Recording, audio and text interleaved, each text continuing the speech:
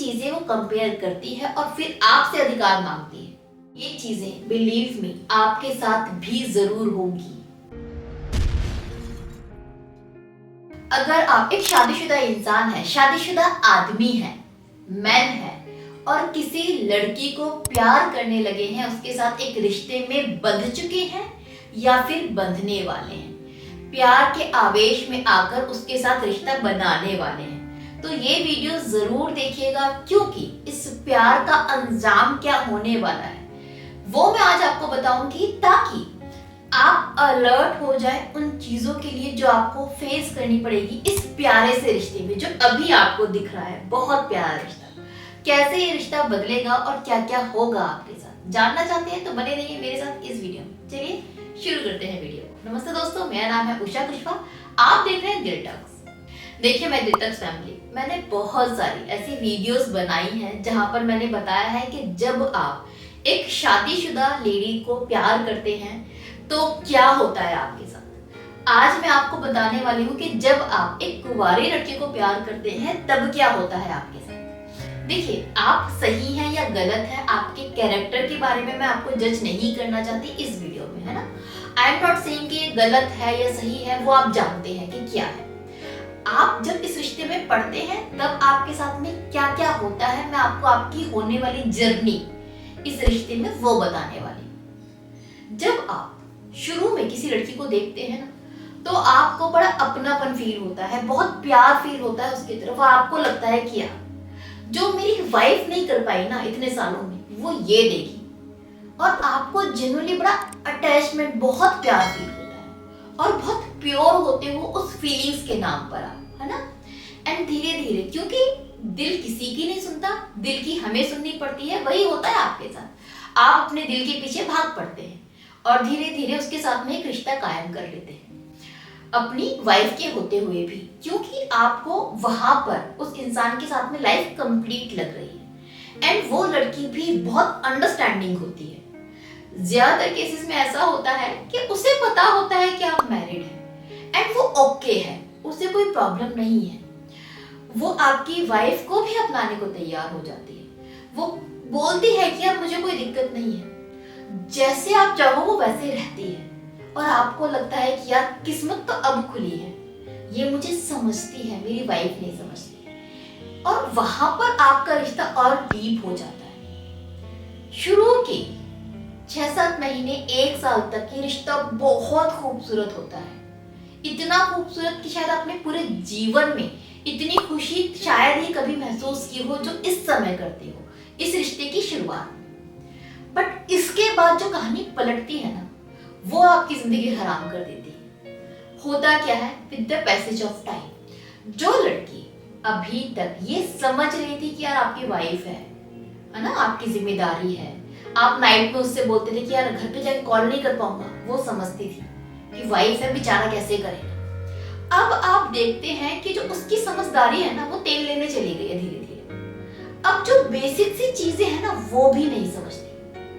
पहले वो क्या करती थी, आपको घर में एंट्री के बाद कॉल नहीं करती थी क्योंकि वो अंडरस्टैंडिंग थी। अब वो क्या करती है, वो स्पेशली नाइट में ही कॉल करती है जब उसको पता होता है कि आप घर पे हैं। अभी तक वो ये समझती थी कि आपकी एक वाइफ है, आपकी गृहस्थी है, बट अब वो आपकी वाइफ से अपने आप को कंपेयर करना शुरू कर देती है, और तांडव यही होता है। अब आपको अपनी हर एक बात का जवाब देना पड़ता है। आए दिन वो आपसे हिसाब मांगती है कि कहाँ सोई थी, तुम दोनों एक बेड पे क्यों सोते हो, तो तुम बात क्यों करते हो। वाइफ का कॉल अगर आ गया उसके सामने, फिर तो बस मर्डर ही कर देती है वो आपका, क्योंकि झेल नहीं पाती। वो ये झेल ही नहीं पाती कि आप वाइफ की जिम्मेदारी उठा रहे हो, आप उसके लिए एक जोड़ी कपड़े नहीं खरीद सकते, आप घर पर वाइफ के साथ बैठ नहीं सकते, आप अपनी गृहस्थी को 5 मिनट भी देंगे उसे बर्दाश्त नहीं होता। हालांकि आप उस लड़की के लिए किसी चीज की कमी नहीं छोड़ते, आप उसको पैसा देते हो, आप उसे टाइम देते हो, आप उसे बेपनाह मोहब्बत भी देते हो, और ये उम्मीद करते हो कि बस वो थोड़ा सा आपको समझ ले। वो आपको इतना भी नहीं समझती। जो 6 महीने 1 साल पहले तक दुनिया की सबसे अंडरस्टैंडिंग लड़की थी, वो 1 साल बाद उस रिश्ते में सबसे ज्यादा वर्स्ट बिहेव करती है, सबसे ज्यादा बच्चों वाला बिहेव करती है। आपको ऐसा लगता है कि इससे घटिया लड़की नहीं हो सकती। इतना भी होता है कि मैनी टाइम कोई बड़ी चीज नहीं है कि वो आपसे झगड़े, घर पर जाने तक के लिए मना कर देती है। मैनी टाइम कहती है अपनी वाइफ के आगे बात करो ना, आपसे झगड़ा करती है। मेरे आगे ना तुम वाइफ का कॉल उठाते हो, वाइफ के आगे मेरा क्यों नहीं उठाते। इस तरह के आपसे हिसाब मांगती है, आपसे आर्ग्यू करती है। वो खुल्लम खुल्ला बोलती है कि मेरा नंबर मेरे नाम से सेव क्यों नहीं कर रखा है। वो आपको गालियां देना शुरू कर देती है। आज तक आपको किसी ने अब्यूज नहीं किया था, ये अब्यूज करती है और आपको सुनना पड़ता है।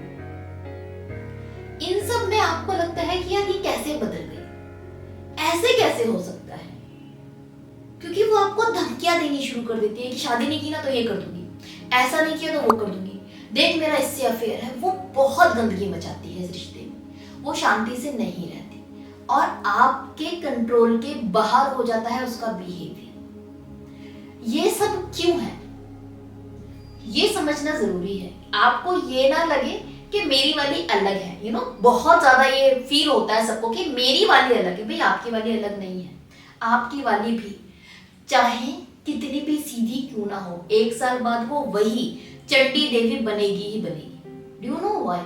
बिकॉज वक्त के साथ में ना उसका प्यार बढ़ेगा, इस रिश्ते की गहराई बढ़ेगी और जब प्यार और गहराई बढ़ती है रिश्ते की, वहां पर अपनापन बढ़ता है और जहां पर अपनापन बढ़ता है वहां पर हक भी बढ़ता है। कैसे हम पेरेंट्स से बोल देते हैं कि फीस देनी है, हम ये नहीं सोचते कि हमारी फीस पेरेंट्स क्यों देंगे। क्यों नहीं सोचते? क्योंकि हमें पता है ये उनका हक है, ये उनको देनी ही देनी है। कोई महान काम नहीं कर रहे, ये मेरा अधिकार है कि वो मेरी फीस दे, मेरा ख्याल रखे। सो रिश्ते के 1 साल बाद आप दोनों का प्यार इतना गहरा हो जाता है, वो आपके लिए इतनी ज्यादा पागल दीवानी हो जाती है कि वो ये समझ ही नहीं पाती आप किसी के पति हो, जो अभी तक समझ रहे थे। फिर उसको एक ही चीज दिमाग में दिखती है कि ये मेरे साथ अफेयर में है, मेरे साथ रिलेशन बनाता है, पत्नी का अधिकार मुझे मिलना चाहिए, उस औरत को क्यों दे रखा है। जब ये बोलता है कि प्यार मुझसे करता है तो उसके साथ क्यों रहता है, उसकी मांग में सिंदूर है, मुझे नाम क्यों नहीं दिया, मुझे समाज में सम्मान इसने क्यों नहीं दिया, मुझे छुपाकर क्यों रखता है। इस तरह की चीजें वो कंपेयर करती है और फिर आपसे अधिकार मांगती है और फिर वहां पर उसकी चिढ़ आपकी वाइफ से नाज़मी है जो होनी ही होनी है। उसे अपने आप को आपकी वाइफ की तरह देखना होता है और फिर यहाँ पर आपके ऊपर एक प्रेशर होता है कि अपनी वाइफ को आप डिवोर्स दो।